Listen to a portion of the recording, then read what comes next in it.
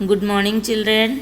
संज्ञा का आखिरी विकारक लेकर मैं उपस्थित हुई हूँ, वो है कारक। वाक्य में प्रयुक्त शब्दों का क्रिया से संबंध कारक से ही जाना जाता है। शब्दों के साथ कुछ प्रत्यय जुड़े होते हैं। प्रत्यय यानी शब्द के पीछे जोड़ना, जिसको इंग्लिश में सफिक्स बोलते हैं। ये प्रत्यय कारक संबंध की सूचना देते हैं। इन्हें कारक परसर्ग भी कहा जाता है। तो एक उदाहरण से मैं शुरू करती हूँ। राधिका ने माँ के लिए बाजार से फल लाई है। इसमें मैं अगर इस परसर को हटा दूँ, ने के लिए और से, तो क्या बनेगा वाक्य? देखिए, राधिका माँ बाजार फल लाई है। इसका कोई अर्थ नहीं निकल रहा है। तो बिना परसर के, बिना कारक लगाए वाक्य पूर्ण नहीं होते हैं। इसीलिए कारक जानना जरूरी है। अब कारक के भेद। कारक के प्राय 8 भेद होते हैं। पहला है कर्ता, दूसरा कर्म,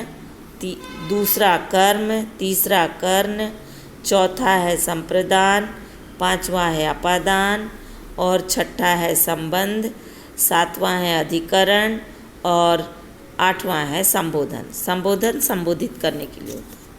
तो चलिए मैं सबके पहले विभक्ति बता दूं। विभक्ति ये परसर को कहते हैं। कर्ता यानी काम करने वाला, उसके साथ ने का प्रयोग होता है। कर्म यानी क्रिया का फल जिस पर पड़ता है, उसके साथ को का प्रयोग होता है। करण, इसे से या के द्वारा, ये जो चीज़ होता है, ये क्रिया करने के साधन के साथ प्रयोग होता है। संप्रदान, संप्रदान के लिए, किसके लिए? किसी को या किसी के लिए कुछ करना संप्रदान है। अपादान, अपादान के साथ से, इस से करण में भी से है, मगर इस से अलगाव या दूरी होने का भाव दिखता है। संबंध कारक, संबंध में का, के, की लगता है। ये क्रिया से संज्ञा और सर्वनाम का संबंध बताता है। अधिकरण, अधिकरण में क्रिया का आधार बताया जाता है। जैसे छत पर लड़का खड़ा है, कमरे में उमस है। और संबोधित, हे हो अरे, किसी को संबोधित, जैसे कोई जा रहा है, अरे मनहरी वाले भैया जरा सुनिए, हे ग्वाले भाई साहब जरा सुनिए।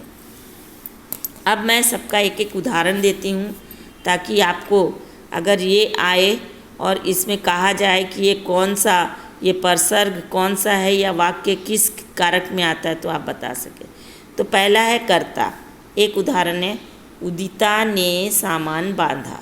दूसरा कर्म, उसने पिताजी को बुलाया।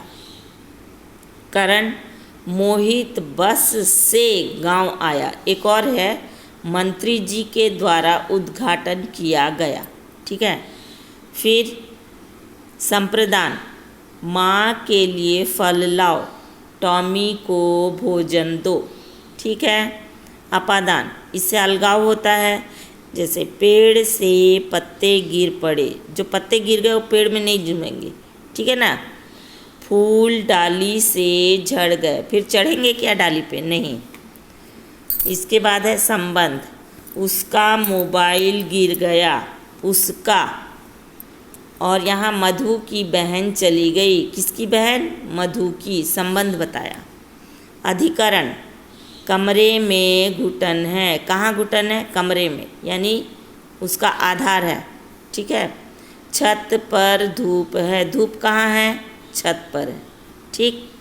संबोधन, हे अर्जुन गांडीव उठाओ, कृष्ण ने कहा। ठीक है। तो ये संबोधन किया गया, हे अर्जुन। ये सिंबल इसमें लगेगा, याद रखें।